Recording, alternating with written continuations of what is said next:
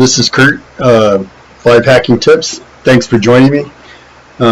We've got a subject today that has been popping up on LinkedIn and also on some of the Twitter groups recently, and I just wanted to cover it because it is this week. It's a hot topic, and I've had the great fortune of a lot of people providing posts and some insights in on this. But it's basically what I wanted to cover was cybersecurity training on a budget and provide some resources for free cybersecurity training or some very low-cost cybersecurity training. The first one is Hack the Box. I put HTB here. I cover Hack the Box in a video that I produced earlier in the week called Getting Started in Cybersecurity. So if you want to know a lot more detail about, not a lot more, but some more detail about Hack the Box, please refer to that video, or just Google Hack the Box and it'll pop up first thing, and go in there and take a look at it. Both that and TryHackMe. I don't have a lot of experience with TryHackMe, but I did go and check it out before doing this video, and it looks really good. Right off the bat here, I'm showing it here on the screen, but right off the bat they have a tutorial, and I clicked into here and it looked fairly promising. But you go in and you know, they show you how to do that that machine setup, or not the machine setup, but to connect with the VPN. And if you don't need to, you know, in this case, you don't really have to connect with a VPN, because they have an attack box here as well, right up here to start an attack box, and you get that free. You also get that with Hack the Box as well. They provide a web a machine interface that you can use to attack. I recommend, though, if you're going to get out and start training in cybersecurity and you want to do some real hacking and pen testing and approach it from that perspective, not just do some blue team analysis or OSINT analysis, but you really want to, and even in those cases, but I mean, if you really want to get into hacking, I recommend that you go through the setting up a virtual machine on either VirtualBox or VMware. My preferred flavor is Kali. You might pick something else. For me, Kali was just turnkey. It's very well maintained. It has a good package manager. It's Debian based. If you're familiar with OS X and Darwin, it kind of transfers a lot easier from that BSD environment to the Debian environment, or at least that was the case for me. So, but if you really just want to give it a try and you don't want to, you know, you want to see what it's like and you don't want to go through the VMware or the VirtualBox virtual machine setup, then they do have machines online here, these attack boxes that you can kick off and start using, and they walk you through that whole process. And then, just like starting point, I wrote starting point here on the presentation. That's actually where you would go within Hack the Box, and that would probably be the similar to what you see here, where they have like red team reconnaissance and this kind of thing, where they actually walk you through, or vulnerability is what they call it here, would probably be the similar starting point offering that TryHackMe has. I didn't put the site link here, but if you Google TryHackMe, it pops right up. The next couple items, I think that if you're going to sit for a pen testing course, my favorite flavor was Pen 200, or back in the day they called it PWK, Penetration Testing with Kali, that's offered by Offensive Security. But Offensive Security also offers a really good online course called Metasploit Unleashed, and you're going to have to get used to using Metasploit. It's a good tool. I recommend. I use it. I don't use it all the time. I actually use it less and less the more that I hack. I tend to use a lot more specialized tools in scripting these days than than Metasploit. But Metasploit's really good when you get into lab environments and you already know what the vulnerability is because you've done proper enumeration on a system. Then you can just go to Metasploit. You would know that that's in Metasploit, or you could do a Metasploit search and see that it's in there. And also, when you search ExploitDB, it tells you whether it's in Metasploit or not.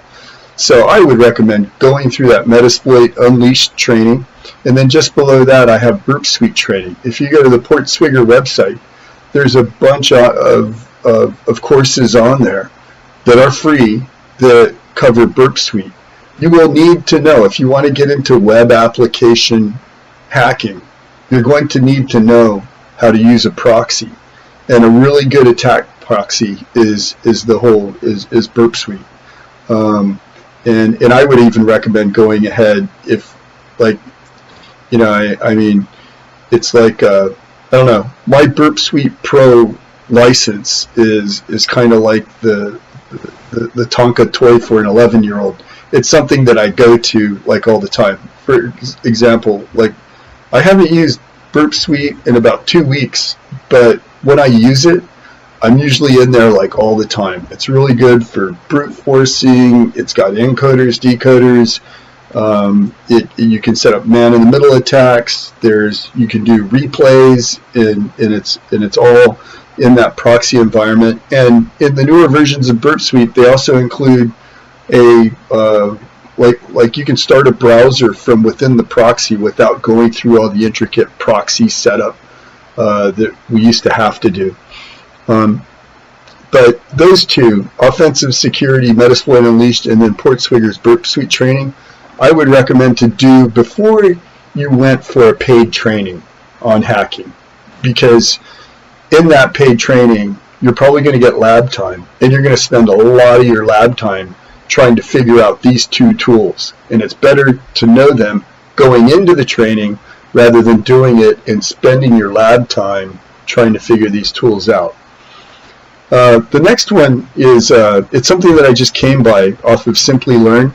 I don't have it was recommended in one of the posts, and I saw somebody like put their cert up on one of the Twitter posts, and I checked it out. It looks pretty good. It's a 3-hour course, so this looks like maybe it's probably a really good introduction to cybersecurity training, and not necessarily like a hacking course like the two above that. You know, the Offensive Security and the BurpSuite Training, or the Metasploit Unleashed Training and the BurpSuite Training, those are going to be things where you're going to have to start up the program, and you're going to have to use the program.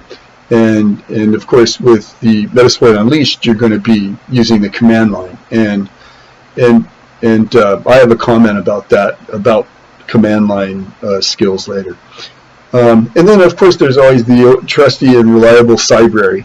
With Cybrary, I mean, there are many free training courses, and there's also cybersecurity mixed in there. But one of my recommendations with Cybrary is be, you know, I would pick like a newer, I would look at the dates that the courses were uploaded or updated, and I would pick something that's a bit newer, because you could end up being taught some things that are outdated or irrelevant.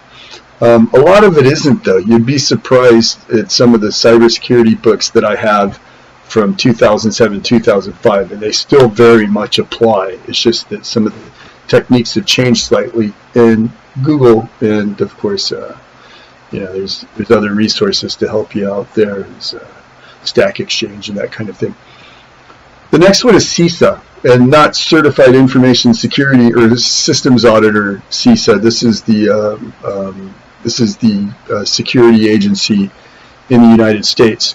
They have a lot of cybersecurity training exercises and courses that are free right there on their website. I'm going to check that out later. I'm quite interested in that. And then I'm going to save the last for best. So these guys, a lot of them are like ex-military is the impression I get. I watch their podcasts, and they're on Discord, and they've got a great Discord site. So I'd recommend connecting to them on Discord as well. It's extremely low cost. I think some or all the training is like pay what you can. you know, I try not to go in there and lowball them with like $5 or, you know, $2 or something like that. But do pay what you can, because it is very, very good training. And they have some very specific training too. Let me go, I think I've got their website up. But if you just look at, and they also sponsor Wild West Hackin' Fest. Here, I'm sorry, I'm not showing it to you. They sponsor this Wild West Hackin' Fest. And that's a pretty good event when they have it. But if you go up here, learn, training, they have a lot of podcasts too and that kind of thing. And it's a good exchange. It's just a good team to be in touch with. So if you look at the courses, you know, they've got a lot of courses here, and when you do pay what you can, if you pay more than $195, one of the benefits is that they'll give you 6 months of access to what is really a great cyber range. It's basically the anti-siphon training environment, where you can go in and there's 10 different levels of this ACE-T certification, and you go in there, and as you knock away boxes, you gain a higher level within the ACE-T certification, and I think that holds some weight, on top of the fact that Black Hills itself offers some really good training. I mean, if you look at what the course catalog is, you know, active defense, cyber deception, advanced network threat hunting, that's probably a really good one for the defense side. Defending the enterprise, applied purple teaming, there's all kinds of good stuff in here. And there's also some really good hacking. So web app pen testing would be a really good one. That'd be where you'd use your BurpSuite skills as well. And then there's, you know, red team, first step, or actually second step, getting access. And that kind of thing. Windows post-exploitation, that's probably a really good one. I want to check that out myself. And that's it. It's a really quick video today. I just wanted to show you what's out there. I will provide all of this information that I've shared with you in this PowerPoint in the description of the YouTube video. Please take advantage of it. If you have any additional resources, please comment. Actually, here, let me do that. Please comment, please subscribe, if we do get comments, I mean, I'm proactive about responding to comments, especially if they're about substance. Please, please add to this if you can. I'll appreciate it. Have a good day. Thank you.